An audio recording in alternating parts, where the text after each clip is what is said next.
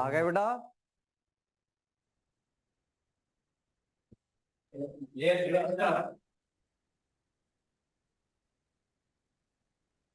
चलो इसको अटेम्प्ट करो। किरचॉफ इक्वेशन आपको आता ही है।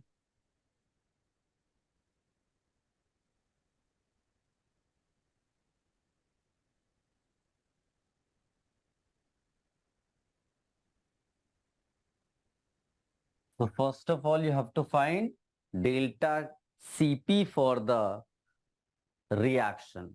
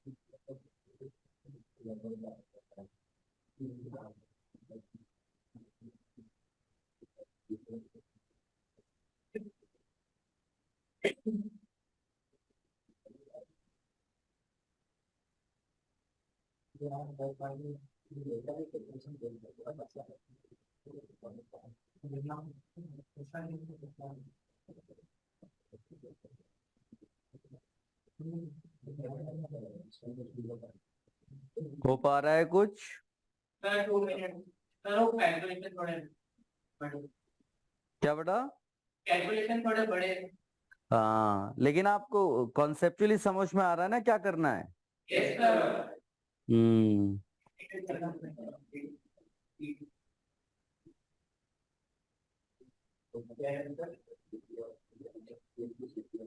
बोलो तो मैं आंसर बता देता हूँ, इसको तुम बाद में करना और फिर बाद में मैच करा लेना, मेरे ख्याल से हो जाएगा।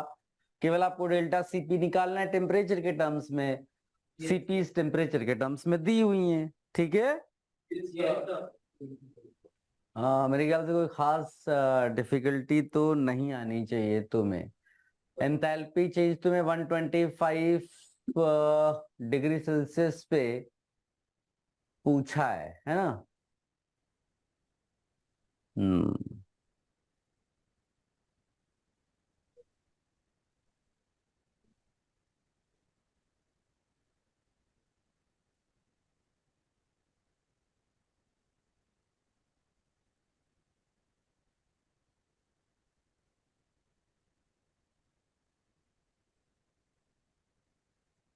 298 पे वैसे वैल्यू दी हुई है। 125 डिग्री सेल्सियस मतलब कितने केल्विन हो गया? 398, राइट? -96.50 आंसर दिया हुआ है मेरे पास, बता।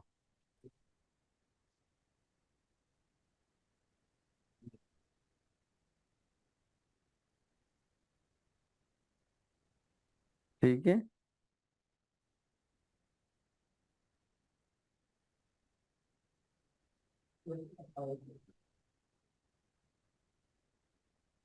ये मेरे ख्याल से हो जाएगा।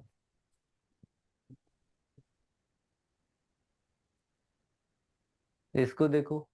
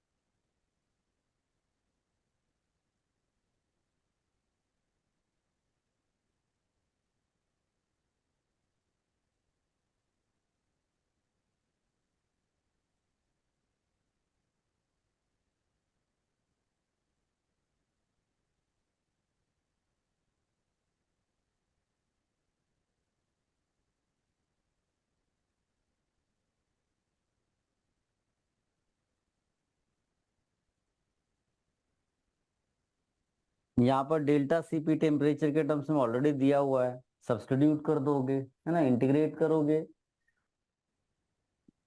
उसके बाद एक एक इक्वेशन बनेगी टेम्परेचर में, जिसको आप सॉल्व करोगे तो उसके रूट्स आपको आंसर देंगे।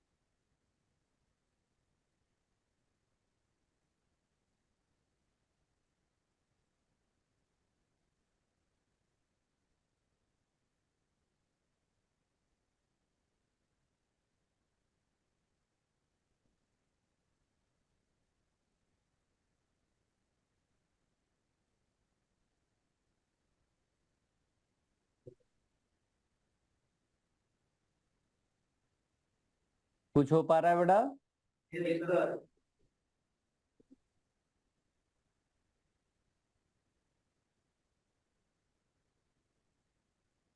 इसमें भी कैलकुलेशन वैसे बड़ा ही है,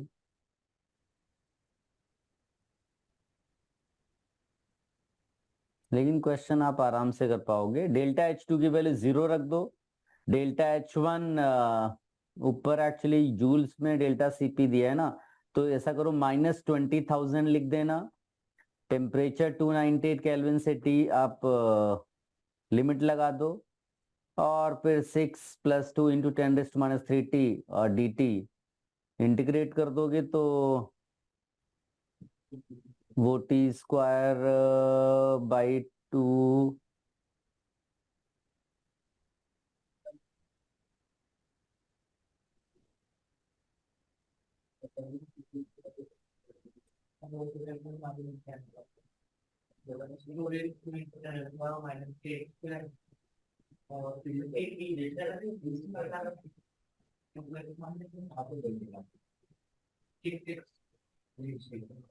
बाकी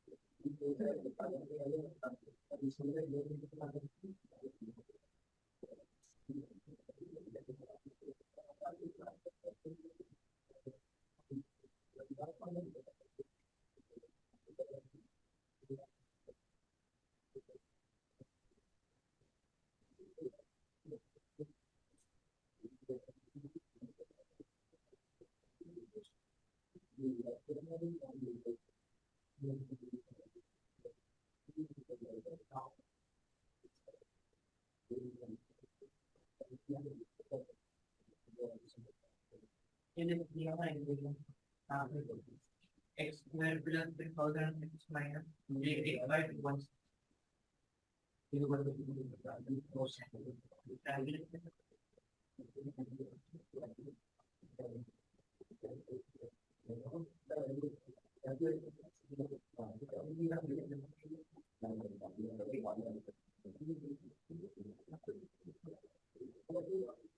Thank you.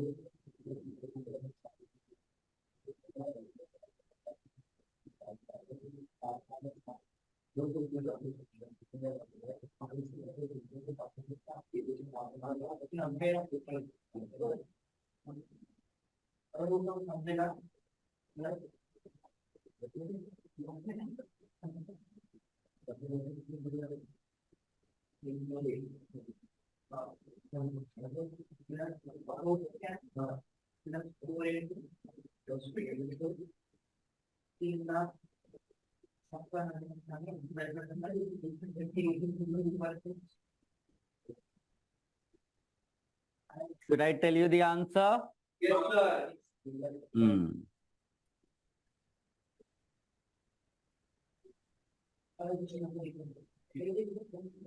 आपने simply delta H2 is equal to delta H1 plus integral T1 to T2 delta CP dt use किया होगा।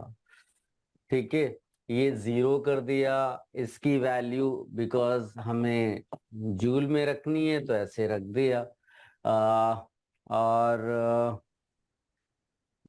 298 से t दिखा दिया, delta 6 plus 2 into 10⁻³ t dt। अब इसको इंटीग्रेट करेंगे, टेम्परेचर में आप इक्वेशन बना लेंगे और फिर वैल्यू आएगी, रूट से आएंगे बेसिकली 2557। एक निगेटिव रूट आता है परहैप्स।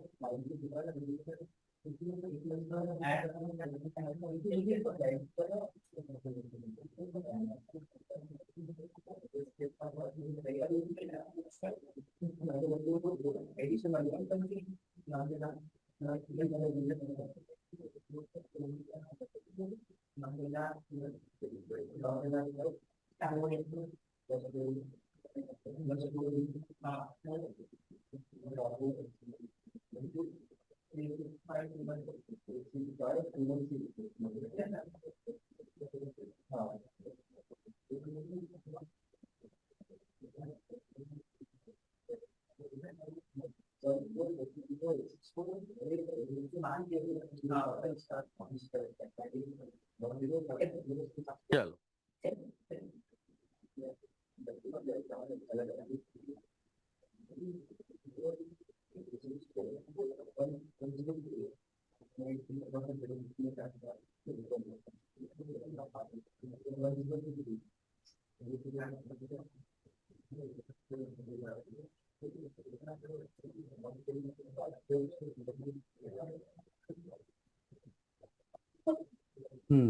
पहले इसकी बात करते हैं। देखो हेस लॉ हम लोगों ने पहले भी किया हुआ है, अगर आप रिकॉल कर पाए। पहले तो ये है क्या लिख लो बेटा।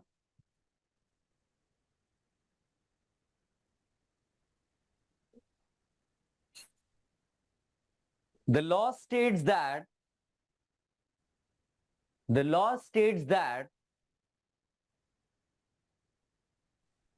the law states that heat evolved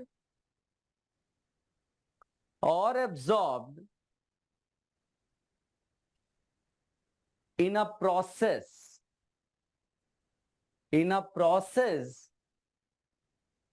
including a chemical change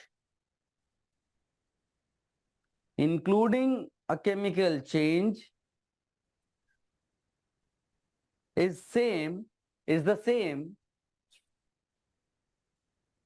whether the process takes place in one step,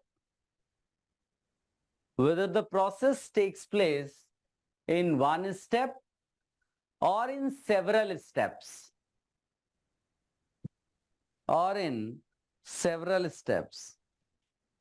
तो ये मैंने पहले भी आपको बताया था कि मान लीजिए कि आपको एक रिएक्शन करानी है ए से बी, और लेकिन आप पहले ए से सी में जाते हो, सी से डी में जाते हो, डी से फिर बी में जाते हो। तो यहाँ अगर क्यू हीट का एक्सचेंज आपको दिख रहा है तो ये क्यू जो होगा वो Q1 plus Q2 plus Q3 हो जाएगा। तो नोट कर लो।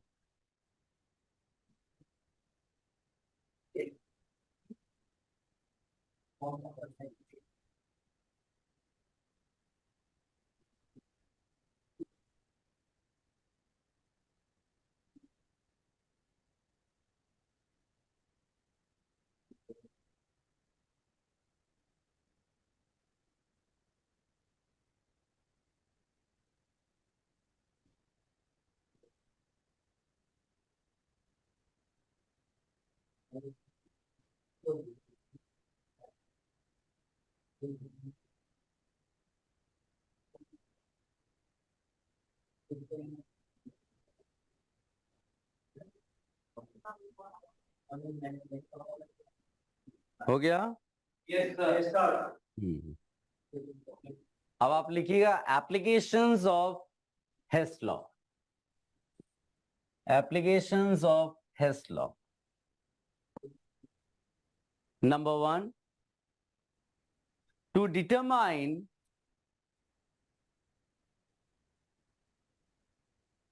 determine enthalpies of reactions,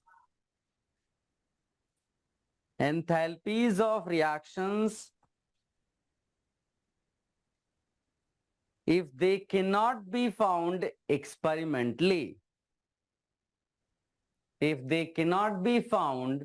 experimentally, जैसे कि अगर आप कार्बन को बर्न करते हैं तो आप CO भी एक्सपेक्ट कर सकते हैं और CO2 भी, लेकिन कंप्लीट कंबशन होता है तो ऑफ कोर्स CO2 बनेगा। तो ये जो रिएक्शन आपको सामने मैंने लिख कर दी है, एक्सपेरिमेंटली इसका हीट ऑफ रिएक्शन डिटरमाइन करना इज डिफिकल्ट। ठीक है? तो हम लोग क्या करते हैं, हम लोग जिसका पॉसिबल है उसका लिख लेते हैं और फिर हेस लॉ लगा करके इसके लिए निकाल लेंगे। जैसे कि मान लीजिए कार्बन सॉलिड आपने लिया और इसको ऑक्सीजन में बर्न कर दिया तो CO2 तो डेफिनेटली बना सकते हैं हम लोग, और कार्बन मोनोऑक्साइड से शुरू करोगे तो आप CO2 बना लोगे। ठीक है? अब आप क्या करोगे, अगर आपको ये वैल्यू दे दी जाए तो आप सबसे पहले जो दूसरा वाला है उसको पलट दोगे। बात समझ में आई क्या? और फिर ऐड कर दोगे, आंसर आ जाएगा। क्लियर है? तो अगर मान लीजिए कि इसके लिए डेल्टा H का वैल्यू x है और इसके लिए डेल्टा H का वैल्यू y है, तो इसको पलट दिया तो ये -y हो गया, तो इसके लिए x -y हो जाएगा। Clear?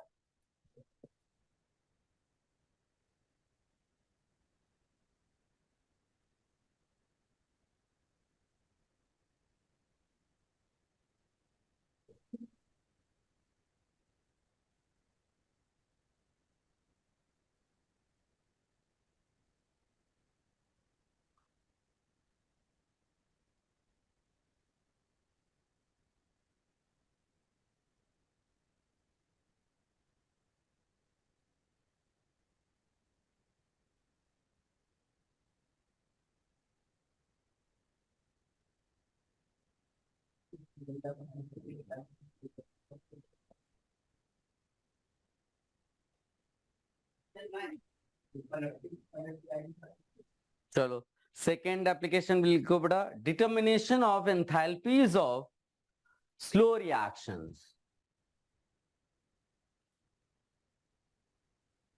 Determination of enthalpies of slow reactions.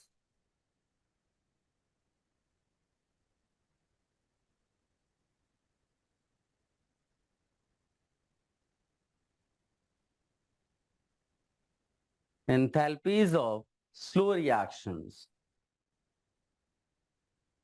इसमें लिखिएगा, Hess law is extremely useful. Hess law is extremely useful in determining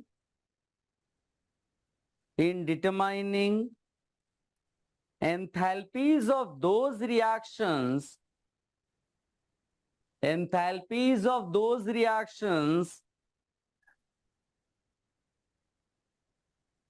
which take place extremely slowly.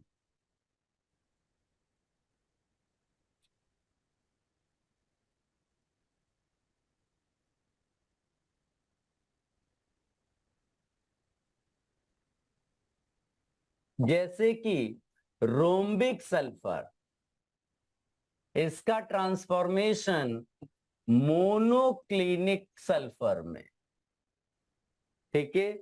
ये इसके लिए अगर आपको डेल्टा एच की वैल्यू चाहिए तो हम लोग क्या करते हैं, ये जो रोम्बिक सल्फर है इसका हीट ऑफ कंबशन निकाल लेंगे, डेटा निकाल लेंगे, और जो मोनोक्लिनिक सल्फर है उसका भी हीट ऑफ कंबशन का डेटा निकाल लेंगे, और फिर उसकी हेल्प लेकर के हेस लॉ की हम आंसर तक पहुंच जाएंगे जो ये दिया हुआ है।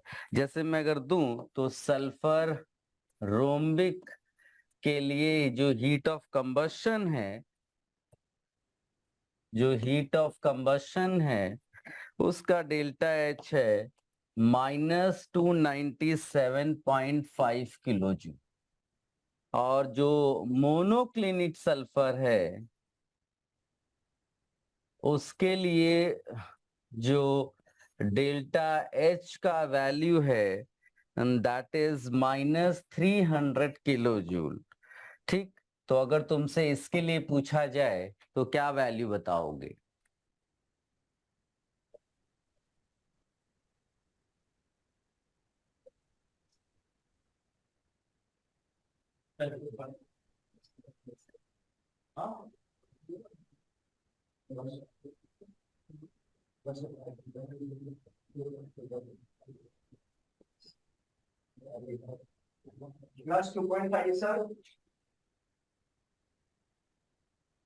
+2.5, बिल्कुल सही, वेरी गुड।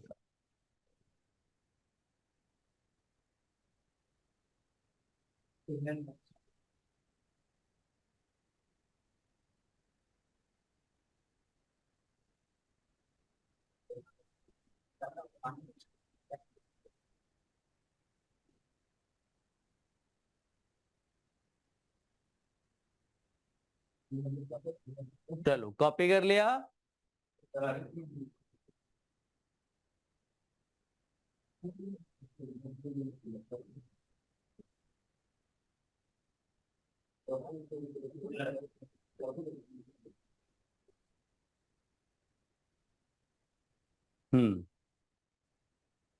और भी कई जगह पर हेस्लॉक के जहां पर भी आप डेल्टा एच डायरेक्टली नहीं निकाल पाओगे ना, उसमें हेस लॉ आपको बड़ी हेल्प करेगा डेल्टा एच निकालने के लिए।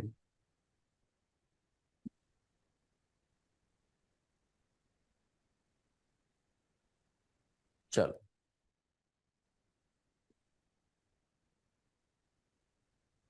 ये हेस लॉ का भी डिस्कशन हो गया।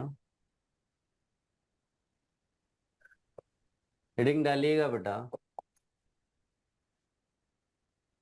Flame and explosion temperature. Guys लिखिएगा, ये फ्लेम एंड एक्सप्लोजन टेम्परेचर क्या है, लिखिए, the combustion of a gaseous fuel, the combustion of gaseous fuel in air, the combustion of gaseous fuel in air takes place so suddenly, takes place so suddenly that the heat produced during combustion, the heat produced during combustion does not get any opportunity, does not get any opportunity to be dissipated, to be dissipated to the surroundings.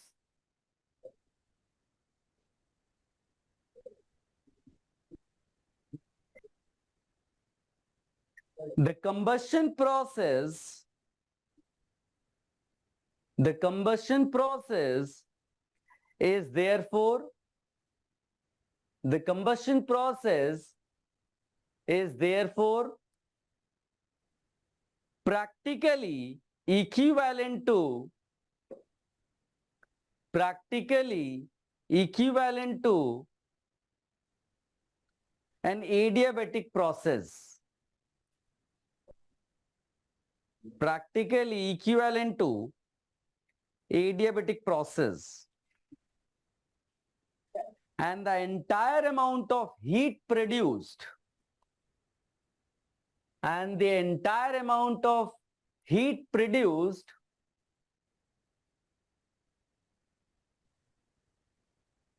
goes to heat the gases produced, to heat the gases produced during combustion, during combustion, and also the unreacted, sir yes, पर entire amount of heat की बात नहीं की जो मैंने वो pardon करेंगे। मैंने बोला है कि entire amount of heat produced thus goes to heat the gases produced, जो भी गैसेस प्रोड्यूस हुई हैं कंबशन में उनको हीट करने में जो आपकी जो हीट रिलीज हुई वो यूज हो गई, ठीक है। एंड ऑल्सो जो अनरिएक्टेड N2 होगा, नाइट्रोजन, अब इसमें क्या होगा, तो इसके लिए हम लिखेंगे कि the maximum temperature attend by the flame zone, maximum temperature attend by the flame zone, flame zone का मतलब है ब्रैकेट में लिख देना है containing the resultant gases, flame zone क्या हम लोग लिख रहे हैं, containing the resultant gases.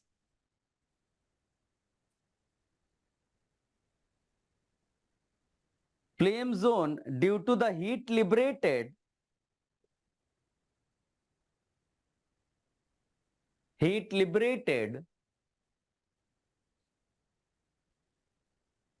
by the combustion of the fuel, by the combustion of the fuel under adiabatic conditions,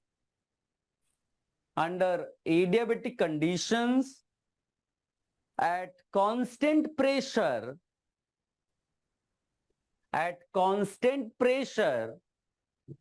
is known as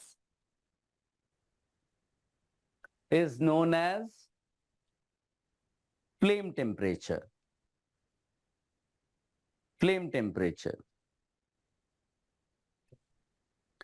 And if on the other hand,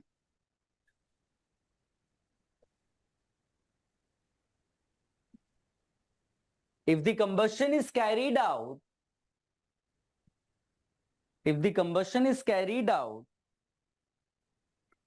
under adiabatic conditions at constant volume,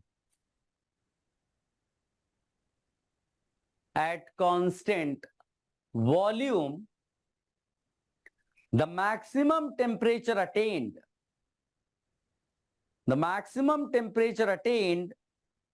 is called explosion temperature.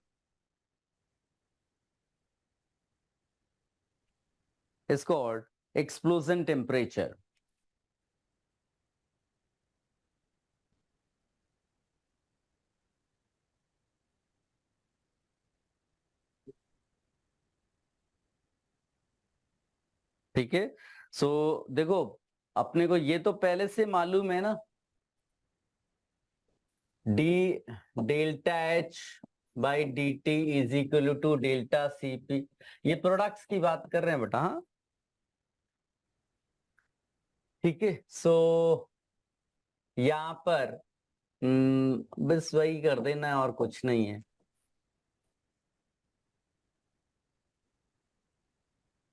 Initial temperature, final temperature. एक question देता हूं, उसको करो।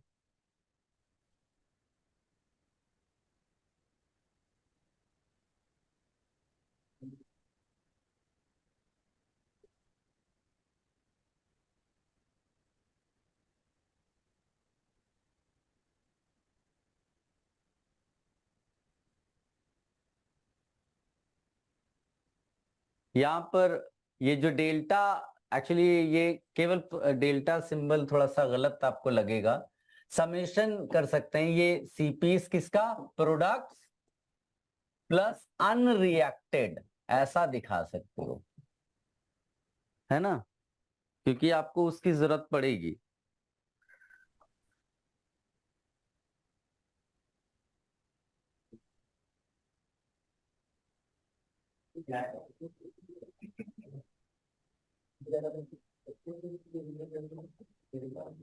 एक question लिखो बेटा।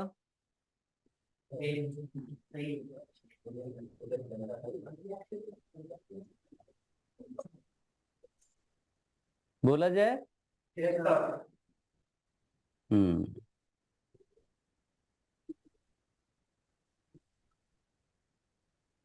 H2 gas is mixed with air. H2 gas is mixed with air at 25 degrees Celsius. At 25 degrees Celsius under a pressure of 1 atmosphere. Under a pressure of 1 atmosphere and exploded in a closed vessel. Exploded in a closed vessel. अब आप guess कर पाओगे आराम से बेटा। Closed vessel बोल दिया, इसका मतलब वो क्या कह रहा है, वॉल्यूम कांस्टेंट। हाँ, volume constant. The enthalpy of reaction, reaction ये लिख लो बेटा, H2 gas plus half O2 gas, H2 gas plus half O2 gas giving H2O gas. H2 gas plus half O2 gas giving H2O gas at constant volume. The enthalpy of this reaction at constant volume, ये दिया हुआ है and temperature 298 Kelvin है, delta U basically -240.6, minus 240.6. Delta U at 298 minus 240.6 kilo joule, ये ठीक है। And CPs दी हुई है H2O वेपर की और N2 की। सीपी वैल्यूज दी हुई है H2O वेपर की और N2 in the temperature range 298 in the temperature range 298 to 3200 Kelvin.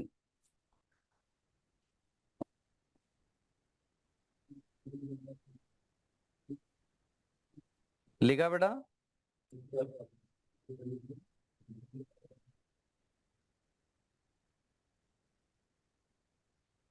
क्या दी हुई है? 39.1 जूल पर केल्विन एंड 26.4 जूल पर kelvin respectively.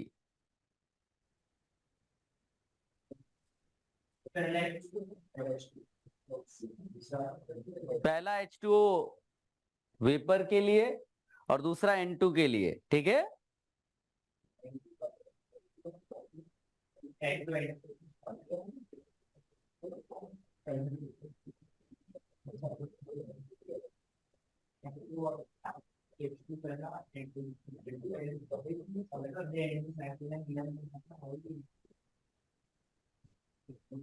Calculate the explosion temperature under adiabatic conditions.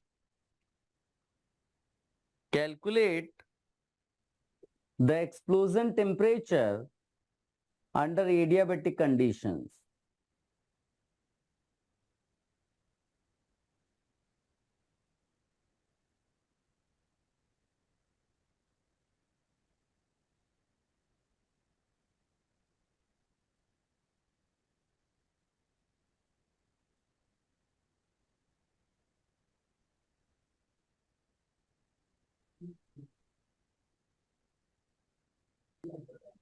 वो सीवी वैल्यूज कर लेना बेटा, सीपी वैल्यूज मुझे लगता है मैंने दिया है ना, उसको सीवी वैल्यूज कर लेना, सीवी वैल्यूज, ठीक है। Yes, sir. Yes, sir.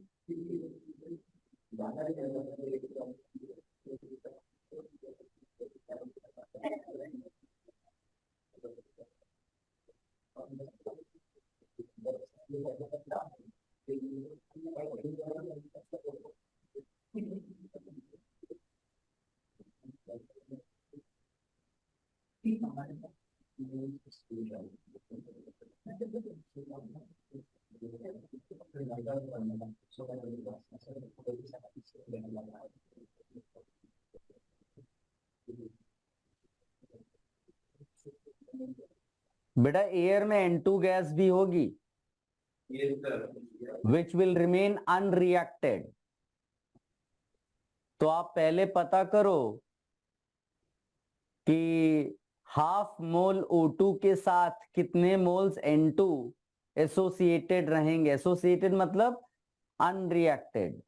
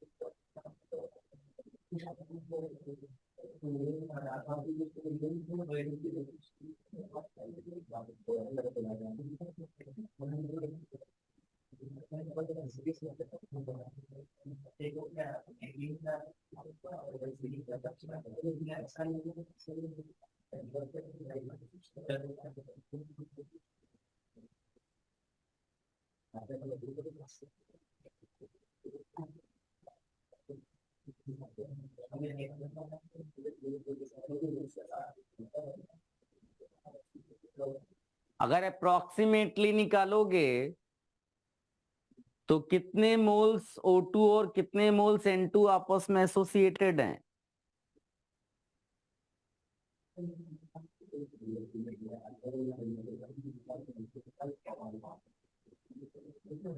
Volume directly proportional to number of moles होता है, बट आप पीवी का एनआरटी लगा दो।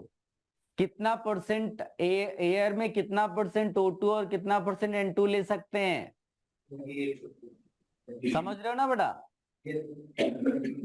तो इसको तुम अगर 20% ले लेते हो तो 20-80 का रेशियो मान लो, तो फिर एक O2 के साथ कितने N2 एसोसिएटेड होंगे एयर में? 4। तो आधे के साथ कितने एसोसिएटेड होंगे? 2।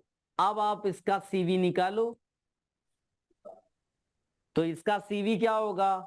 जो सीवी एक H2O प्रोड्यूस हो रहा है प्रोडक्ट में वो, और जो रिजल्टेंट गैस मिक्सचर होगा उसकी बात कर रहे हैं, एंड 2 N2 ले लो तो 2 टाइम्स सीवी ऑफ N2 हो जाएगा। बात समझ में आई बेटा?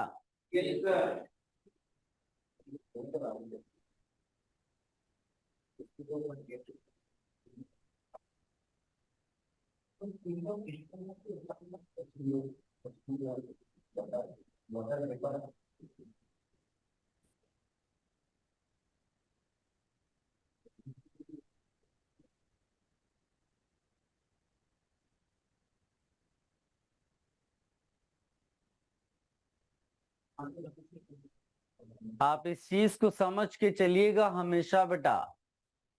ये जब ये assumption के बगैर काम नहीं चलेगा।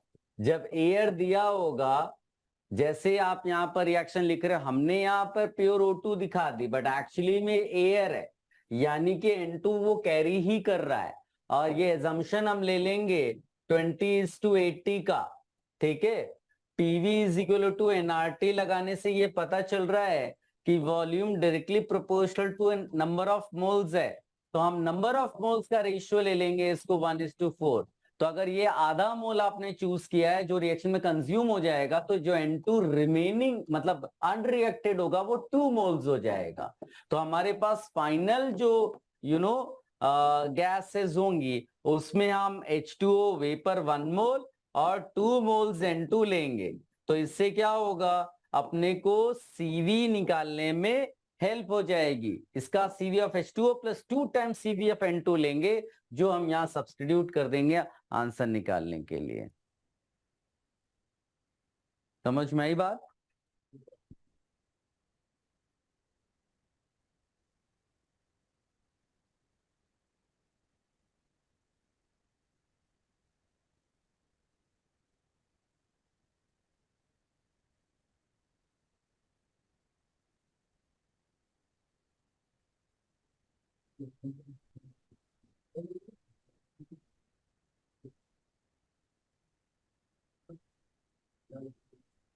तो जहां वो डेल्टा सीपी है वो एक्चुअली में सिग्मा सीपी आप लिख करके सॉल्व करना। आया क्या कोई वैल्यू? मेरे ख्याल से सिग्मा सीपी तुम लोगों ने 91.9 निकाल लिया होगा, है ना? अब बस तुम वहां पर 91.9 और उधर TF माइनस TI 298 रख दो और इक्वेट कर दो उससे 240600 से। इसमें ये क्लियरली आप लिख दो बेटा कि because we are considering adiabatic conditions,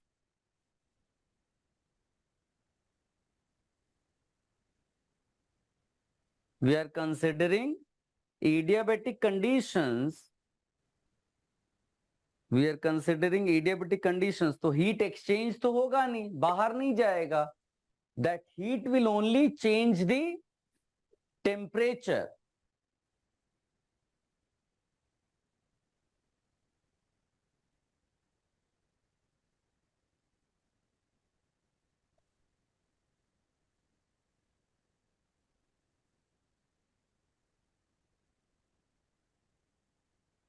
चलो ठीक है,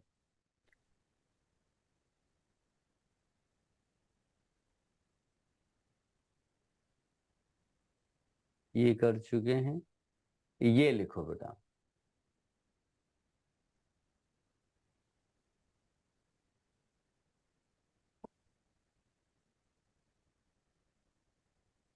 लिखिएगा बेटा, bomb calorimeter.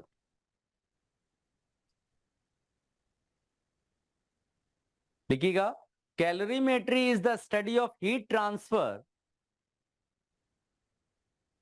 Calorimetry is the study of heat transfer during physical and chemical processes.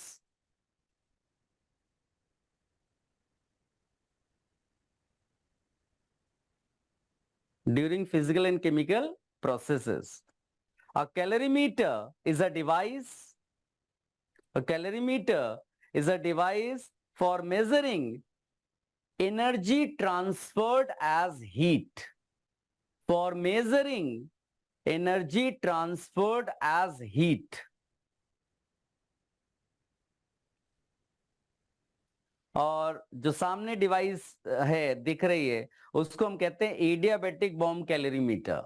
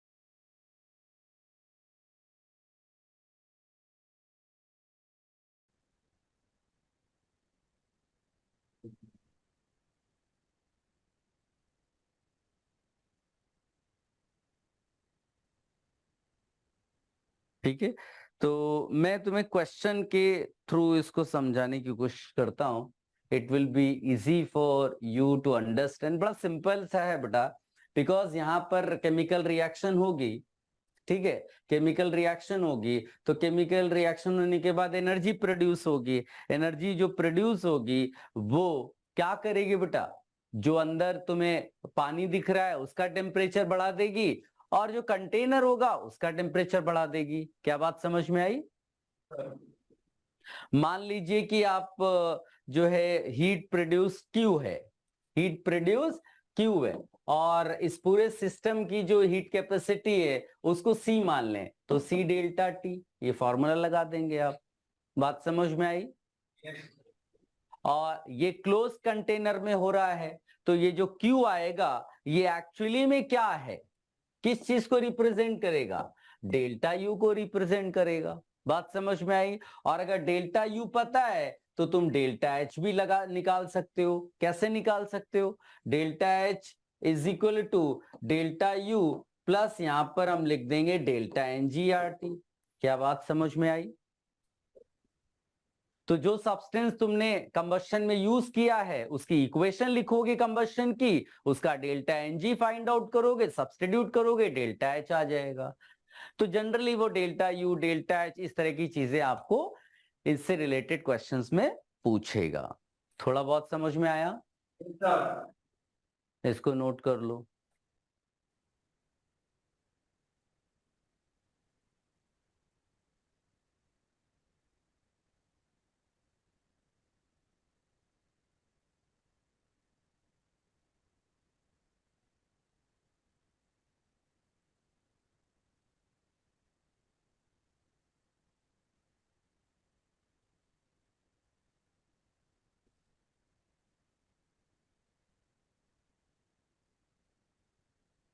चलो देखो, मैं तुम्हें क्वेश्चन दिखाता हूं, perhaps you will be able to understand this. आसान सा है, ये देखो। सबसे पहले वो कह रहा है कि 0.5 ग्राम of benzoic acid was subjected to combustion in a bomb calorimeter when the temperature of the calorimeter system, देखो कैलोरीमीटर सिस्टम करके लिखा हुआ है यानी इंक्लूडिंग वाटर, तो आप दोनों को मिला करके वो बोल रहा है, ठीक है। was found to rise by this, calculate the enthalpy of combustion of benzoic acid, the delta T calorimeter system was found to be this। अच्छा तुम ध्यान से देखो, ये जो वैल्यू है इसका यूनिट देखो, ये किस चीज का यूनिट है, ये हीट कैपेसिटी का यूनिट है, क्या तुम समझ पा रहे हो? ठीक है, हीट कैपेसिटी का यूनिट है और वो भी कैलोरीमीटर सिस्टम के लिए ये है, तो तुम सीधे वहां से यूज कर सकते हो। सबसे पहले क्या करोगे, इक्वेशन लिखोगे। किसकी इक्वेशन लिखोगे? जो बेंजोइक एसिड है, देखो बेंजोइक एसिड होता है सॉलिड, ठीक है, C6H5COOH बेंजोइक एसिड का फॉर्मूला होता है। मैं इक्वेशन लिख देता हूं बिकॉज भी आपको ऑर्गेनिक आता नहीं है। ये बेंजोइक एसिड है, ये सॉलिड लिखेंगे, यहाँ O2 गैस लिखेंगे, ठीक है ना। और यहाँ पर हम लोग बिकॉज कितने 7 कार्बन है ना, 7 CO2 कर दोगे, और यहाँ पर हाइड्रोजन 5 + 1 6 3 H2O लिक्विड कर दोगे। ऑक्सीजन देखो बैलेंस हो रहा है क्या? 15/2 मेरे ख्याल से आ जाएगा, है ना, 15/2 आ जाएगा। अब तुमको ये इक्वेशन से डेल्टा Ng मिल जाएगा। क्या मिल जाएगा? डेल्टा Ng मिल जाएगा। कितना आएगा डेल्टा Ng? मेरे ख्याल से 0.5 - 0.5 आएगा, राइट?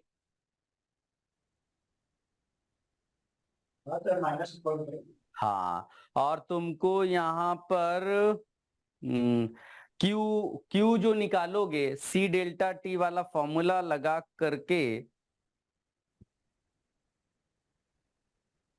है ना, तो C डेल्टा T वाला लेकिन इसमें कितना है, 0.5 दिया हुआ है, 0.5 ग्राम दिया हुआ है, 0.5 ग्राम दिया हुआ है। हमें कितने के लिए चाहिए बेटा? 1 मोल के लिए चाहिए, तब डेल्टा H की वैल्यू निकलेगी, समझे बेटा? कितना? -3201 चलेगा, बिल्कुल सही है।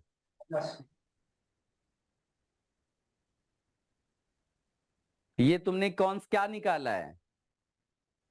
डेल्टा H डायरेक्टली निकाल दिया? सर वो फॉर्मूला लगा दिया। हाँ, तो पहले डेल्टा U निकाला कि नहीं? निकाला।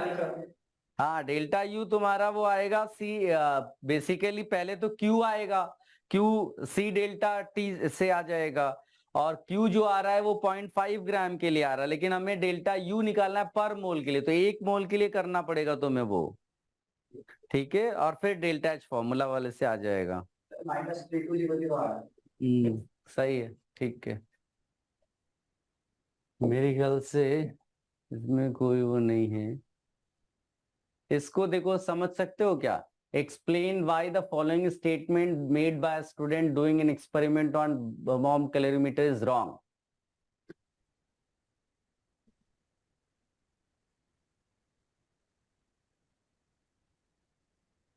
क्या ऐसा लिख सकते हैं हम लोग? क्या मिस्टेक है इसमें?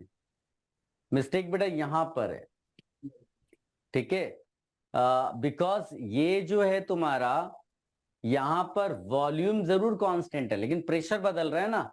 डेल्टा H क्या होता है? H2 - H1 होता है, यानी कि हम लिखेंगे U2 + P2V2 - U1 - P1V1, तो ये डेल्टा U बन जाएगा, U2 - U, और यहां अगर वॉल्यूम कांस्टेंट है तो ये हो जाएगा P2 - P1 × V, यानी कि ये हो जाएगा V डेल्टा P। क्या बात समझ में आई?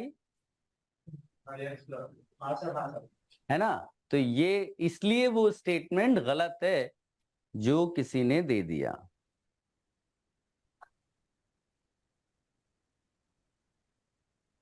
इसको नोट कर लो, हमने आज भी काफी कुछ डिस्कशन किया। ये सब रिवाइज करना बेटा, ठीक है। और प्रॉब्लम सॉल्विंग शुरू कर दो, टॉपिक्स भी मेंशन्ड है उसमें।